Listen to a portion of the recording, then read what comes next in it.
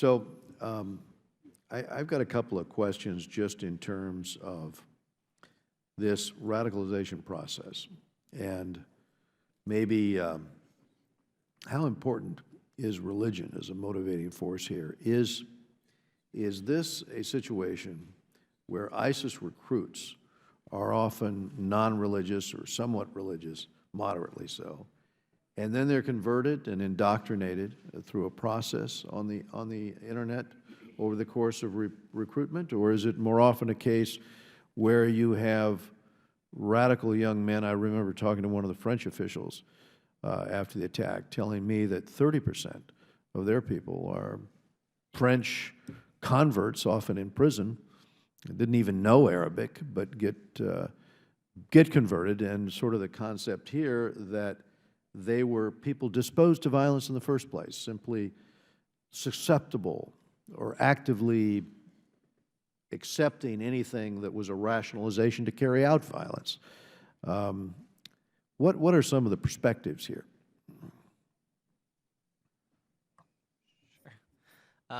The short answer is it depends. We've seen cases in the U.S. where an individual essentially converts to ISIS, not Islamism. And there's a distinct difference between Islam and Islamism, and I think it's important to say that. But when you look at, we've also had cases of people that are Hafiz and have grown up in the faith and are steeped into it and then decide to join ISIS. So each case is very different on it. For U.S. context, we've had 91 individuals arrested for ISIS-related activities. Of that data set, 38% were converts to the faith, which is a higher percentage than the general population of American Muslims, which is about 23%, depending on how the data shakes out. So there's a phenomenon there that's worth looking at. We have seen, from our research of the program on extremism, a number of individuals who are recent converts to the faith that are reaching out on Twitter and asking questions. And ISIS spotters are realizing they're naive, and they're answering those questions in a very innocuous way on religion. And over a course of a few weeks, they're answering that, and then they slowly introduce Islamist ideology into the conversation. So they've already built in their authenticity in these conversations. So there's a dynamic in play there. And it also, in terms of de-radicalization or disengagement, the role of religion depends on the individual. Sometimes it may be, like Peter said, the Salafist imam who's the most useful there, but it also may be the soccer coach. It really depends on the individual. Well, my other question is how important is the existence of the Caliphate itself, or as an example, as a sort of a vision to their recruiting efforts? If we were to defeat ISIS on the ground, take out their terrorist training camps everywhere from Raqqa and Iraq to Libya and East Africa, where they've set these things up. If you reclaimed those cities, if you occupied with those who are in deep peak camps now, if they came back and denied them the safe havens, would they lose their appeal? Dr. Newman? Yes, I think it matters, but it matters not on its own. What happened in the summer of 2014 was, of course, that ISIS declared a caliphate. But whilst it was declaring the caliphate, it was basically running over the Middle East. It was conquering a different province of Iraq every week. And so a lot of the people who were sitting in Europe or in other countries who were receptive to this were thinking, wow, it's actually happening. It's not just a formula. It's not just a matter of words. It is actually action that meets the formulation of words.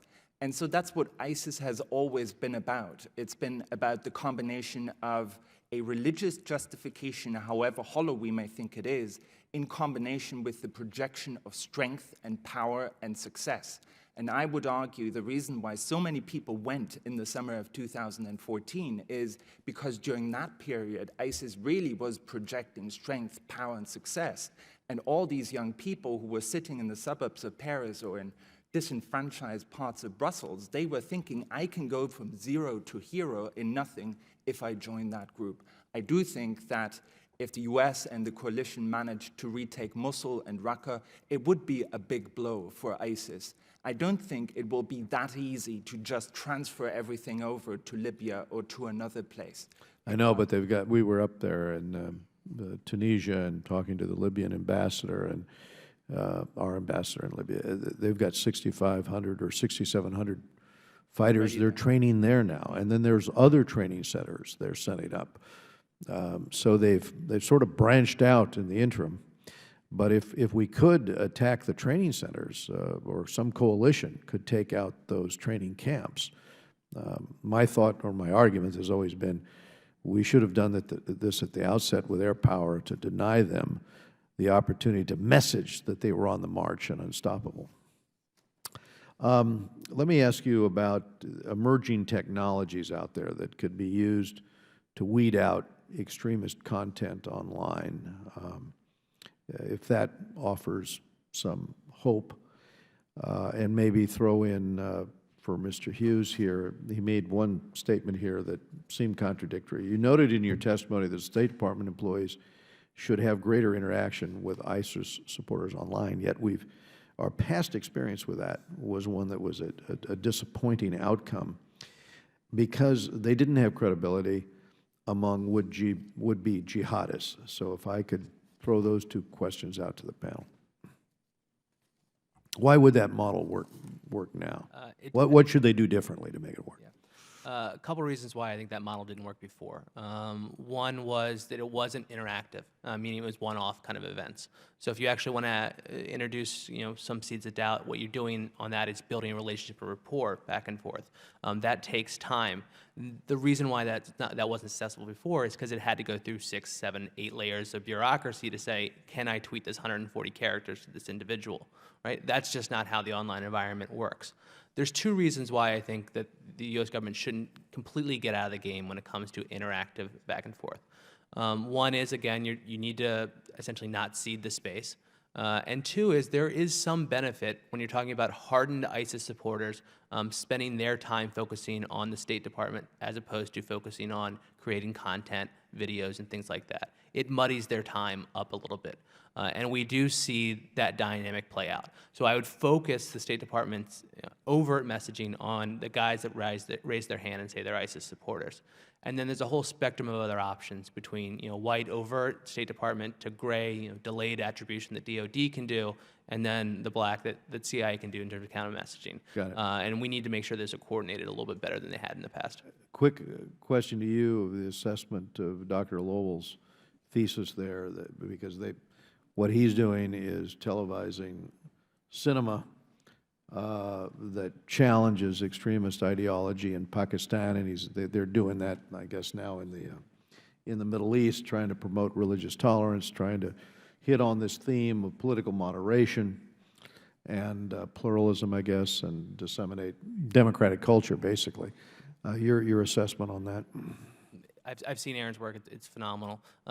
There's a spectrum in terms of communication things. You have the targeted messaging just on this issue, right? But there's also broad-based messaging that's more in tune and more useful to come from partners that Aaron works with, right?